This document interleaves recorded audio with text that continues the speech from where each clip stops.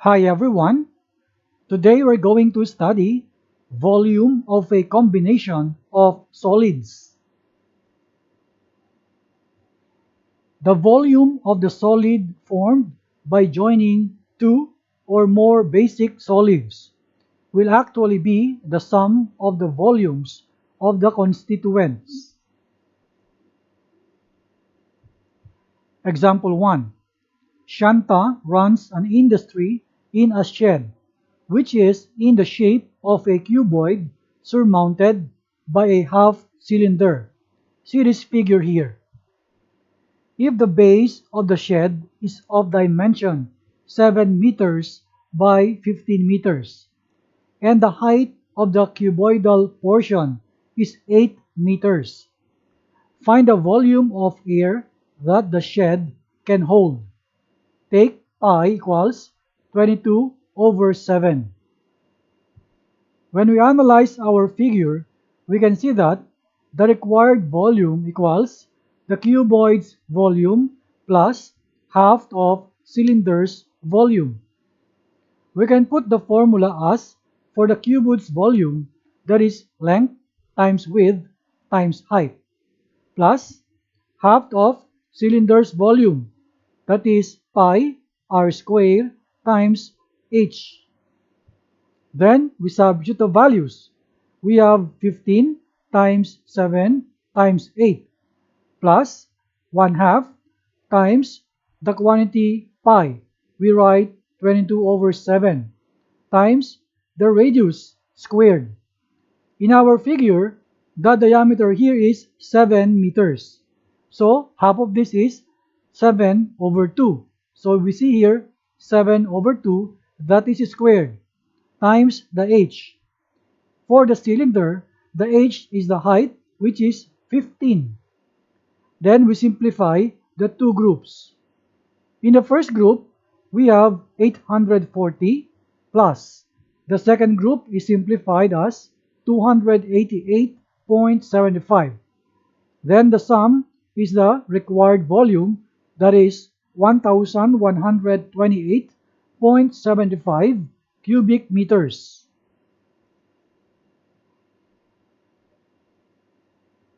Example 2. A juice seller was serving his customers using glasses. See the figure here.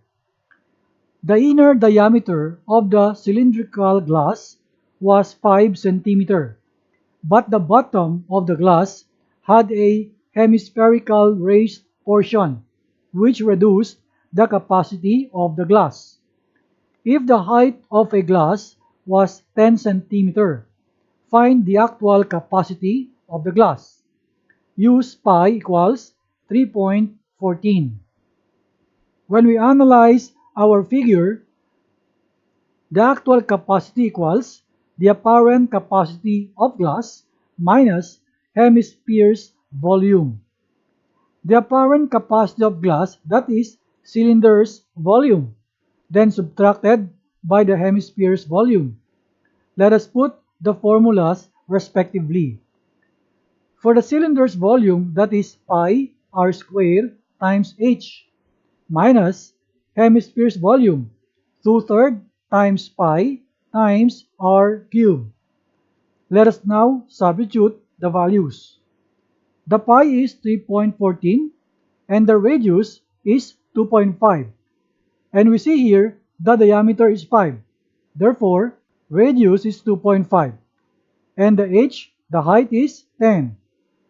Minus 2/3 times pi 3.14 times r cubed, that is 2.5 cubed. In the first group, the product is 196.25 minus the second group 32.71, and the difference 163.54 cubic centimeters.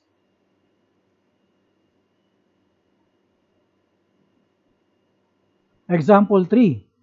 A solid toy is in the form of a hemisphere surmounted by a right circular cone. The height of the cone is 2 cm and the diameter of the base is 4 cm. If a right circular cylinder circumscribes the toy, find the difference of the volumes of the cylinder and the toy. Take pi equals 3.14. In the figure here, we can write the length of AO equals 2 cm, and the BC, that is the diameter, is 4 cm. That means the radius is 2 cm. Now let us analyze. We found out that the required volume equals cylinder volume minus toy volume. And this toy volume is cone volume plus hemisphere volume. Let us now substitute the formulas respectively. For the volume of cylinder, that is pi r squared times height, minus cone volume is 1/3 times pi r squared times h, plus hemisphere volume 2/3 times pi times r cubed.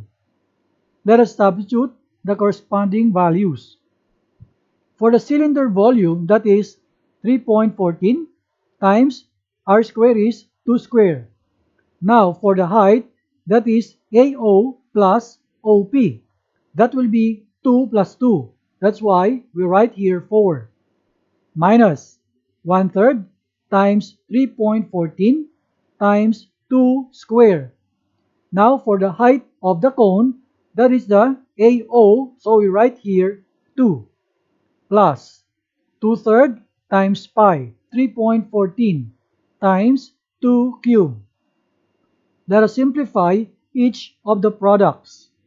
For the first product, we have 50.24 minus, this is the second product, 8.37 plus the third product, 16.75. We can show that we simplify the values in the grouping symbol, and that will be 25.12. Now the difference, 50.24 minus 25.12 is 25.12 cubic centimeter. This is the answer.